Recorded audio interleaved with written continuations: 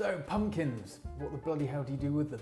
Well, in this video, we are going to show you how to turn this into a beautiful spiced pumpkin creme brulee with a spun sugar spider's web. The ingredients, which is quite important, for that you will need 30 grams of soft dark brown sugar and 30 grams of caster sugar. You will need 4 egg yolks, a cinnamon stick or stick of cinnamon, 200 ml of whole milk, 300 ml of double cream, and a little pinch of salt, preferably Cornish because it's probably the best. And with said pumpkin, it is a good place to start because it takes longest to prepare. So we're going to break this down, roast it off, so we've got a really nice pumpkin puree, and then we'll continue to make the creme brulees. Now admittedly, we're not using a pro-side knife, which is killing me inside. However, we'll see how we get on with this, and we'll just try and break it down. Oh my god. Oh my god. Right, and that is why you want one of our knives. Jesus. Jesus Christ, that is shocking. So now it sounds pretty brutal, but we're going to cut it in half and scrape out the insides. There we go. This knife is terrible. And now after about 10 minutes or so, we've managed to scrape out all the insides of the pumpkin, which means it's now ready to be chopped up and roasted off. With the pumpkin, we're going to try and cut it with this horrific knife into pretty much even cubes, even chunks. That way it will cook, well, evenly. Although it doesn't matter massively because it is just going to get mashed up and turned into a puree. We'll get the pan hot enough that the butter is bubbling away, and then we'll chuck in our pumpkin. It's actually looking pretty good now, to be fair. Just going to take that off the heat. And now add in the pumpkin. At this point, what we are trying to do is get a bit of colour on that pumpkin. We want a nice golden colour. And once we've got that, we'll then chuck it in the oven for maybe about half an hour so the pumpkin becomes really, really soft and we can create a beautiful puree.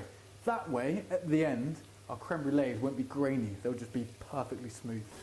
So this is exactly what we want. Really nicely browned off, slightly soft. So we'll now place this in the oven and cook it for a further 20 minutes or so.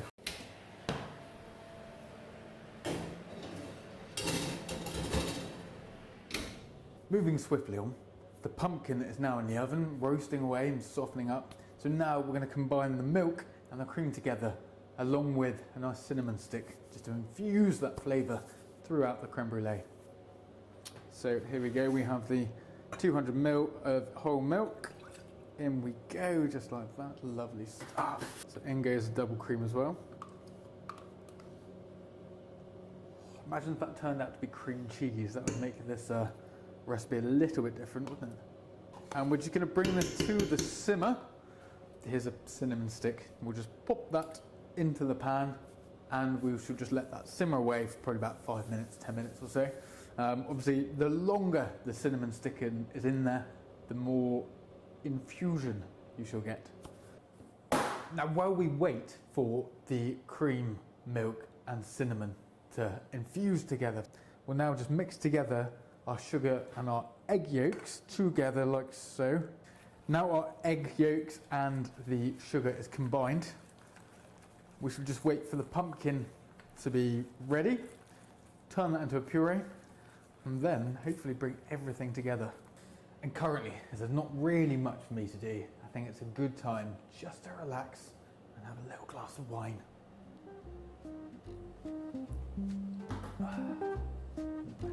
Right, so this is exactly where it needs to be, and now we're going to take it off the heat. So as you can see, I've now pulled it out of the oven, and just by using a potato masher, just turning it into a nice smooth puree. Look at that colour, it's beautiful, almost like caramel. So the pumpkin is pureed, the cream and milk are infused. It's now time to bring everything together and get the creme brulees in the oven. So we're going to first start by adding the pumpkin puree into the cream mix, which has got the cinnamon in. So you're probably going to need about 2 tablespoons of the pumpkin puree. Give me generous. That's the puree. We're going to mix this in. Obviously, once we've combined everything, we will then pass it, so it's really nice and smooth. Now we're very, very slowly adding that egg mix in with the cream, in with the cinnamon and the milk. Because if we add it too quickly, the eggs will overcook and start to scramble, which is how you end up with lumpy creme brulees. It's all getting a little bit exciting because we've now passed that beautiful creme brulee mix through a sieve, so it's nice and fine. And we're just about to start getting them ready to put into the oven. So I have some warm water here. I've boiled the kettle, but I've left it for probably half an hour. So we're just going to pour this in up to about halfway up the ramekins. And then once we've done that, we will then add our ridiculously indulgent creme brulee mix. So again, this has been passed through a sieve, which will give it a really nice smooth texture. Oh, it's beautiful. And the reason this is looking so golden is because we've used that dark brown sugar and also browned off that pumpkin. So it's, absolutely stunning. So this will now go into the oven at 160 degrees for about 30 to 40 minutes, or until the custard is set and has a slight little wobble. Right, so I have just pulled them out of the oven, and oh my lord, the smell and the aroma of that cinnamon is incredible. So take a closer look and see what you think. Oh, just have a look at these beautiful golden colours. That is stunning. So as you can probably tell, I'm pretty happy with how they've turned out. Unfortunately, we need to be a little bit more patient and just let them cool down. Then after that, we can give them a taste. Now, obviously, that was weird. Now, obviously, one of the best parts about creme brulee is that beautiful crisp sugar topping. So instead of doing the standard way, we are going to do something called angel hair. Or because it's Halloween, I'm just going to call it spider's webs. And all that is sugar that I've melted down to golden brown. I'm then going to spoon over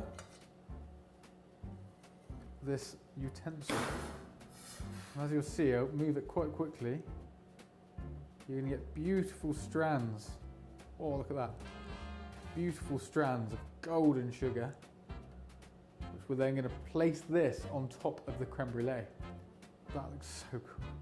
And as I mentioned, even though this is quite retro, it's an old school technique, I think it is quite cool. That is amazing. Right, we'll just crunch it up into a little bit of a ball and place this on our creme brulee. And there you have it, a beautiful spiced pumpkin creme brulee, finished with some pretty retro spun sugar. So if you enjoyed this video and would like to help support our tiny little Cornish knife company, please could you like and subscribe to this video, because it really does help. Anyway, I hope you have a cracking day or evening, depending what time you're watching this, and we will see you soon.